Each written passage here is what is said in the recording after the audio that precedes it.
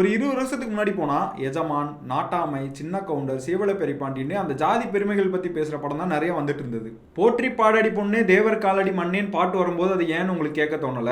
நாட்டாம பாதம் பட்டா வெள்ளாம விளையுமடின்னு சரத்குமார் குதிரையில வரும்போது அங்க இருக்கிற மக்கள் எல்லாம் துண்டெடுத்து தோல்ல இருந்த துண்டெடுத்து கையில வச்சிருக்கும் போது அந்த மக்கள் யாருன்னு உங்களுக்கு கேட்க தோணல.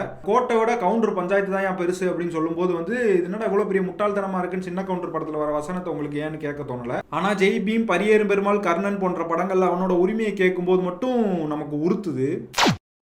சமீபத்தில் வெளியான நீயானா எபிசோட்ல அரசியல் சமூக கருத்துள்ள திரைப்படங்களை ஆதரிப்பவர்கள் விசஸ் எதிர்ப்பவர்கள் என்ற தலைப்புல விவாதம் நடந்துச்சு. இதுல பல்வேறு சாதி குறித்த கருத்துக்களும் கேள்விகளும் முன்வைக்கப்பட்டது. அதுல குறிப்பா முன்னாடி இருந்த அளவுக்கு இப்போ சாதி வன்முறைகளும் கிடையாது, சாதி கொலைகளும் கிடையாது அப்படிங்கிற மாதிரி ஒரு கருத்து முன்வைக்கப்பட்டுச்சு. இந்த கருத்து அவங்களுக்கு எப்படி சொல்லணும்னு தோணுச்சுன்னு எனக்கு தெரியல. ஏன்னா 2022 மட்டும் ஷெட்யூல் காஸ்டுக்கு எதிராக 57,428 குற்றங்கள் நடந்திருக்கிறதா NCRB ரிப்போர்ட் சொல்லுது. அதாவது ஒரு மாசத்துக்கு 4,785 குற்றங்கள் ஷெட்யூல் காஸ்டுக்கு எதிராக நடக்குது. குறிப்பா தமிழ்நாட்டில் மட்டும் 2022 1,761 கேஸ் இது சம்பந்தமா பதிவு பண்ணப்பட்டிருக்கு. அதே மாதிரி மனித கழிவுகளை சுத்தம் செய்யும் போது 2018 to 2022 வரைக்கும் 330 பேர் இறந்திருக்காங்கன்னு, அதுலயும் தமிழ்நாட்டில் 51 பேர் இறந்திருக்காங்கன்னு நாடாளுமன்றத்தில் கேட்கப்பட்ட கேள்விக்கு பதில் கிடைச்சிருக்கு. நம்ம விண்வெளிக்கு ராக்கெட் விடுறோம், மார்ஸுக்கு சேட்டலைட் விடுறோம், ஆனா மனித கழிவுகளை சுத்தம் செய்ய இன்னும் மனுஷனை தான் பயன்படுத்திட்டு இருக்கோம்னு சொல்றதுக்கு நம்ம எவ்வளவு வெட்கப்படணும். இப்பெல்லாம் யாரும் சாதி பார்க்கலன்னு சொல்றதுக்கு முன்னாடி சிறுபான்மையின மக்களுக்கு எதிராகவும் தலித்தின மக்களுக்கு எதிராகவும் என்னென்ன கொடுமைகள் நடக்குதுன்னு தெரிஞ்சுட்டு பேசினா நல்லா இருக்கும்னு நினைக்கிறேன். ரெண்டாவதா ஒரு கருத்து முன்வைக்கப்பட்டது,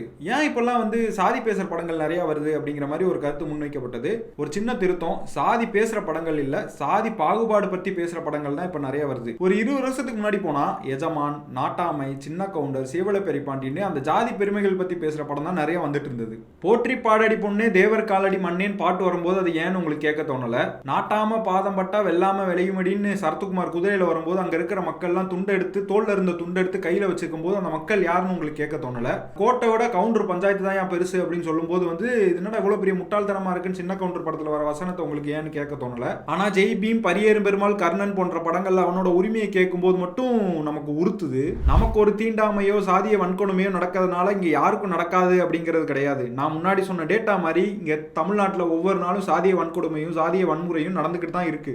போன வருஷம் சென்னையில காதலிச்சதால ஒரு தலித் இளைஞர் 5 பேரால வெட்டி கொல்லப்பட்டாரு. இதே மாதிரி தமிழ்நாட்டில் தொடர்ந்து ஆணவ கொலைகள் நடந்துகிட்டு தான் இருக்கு.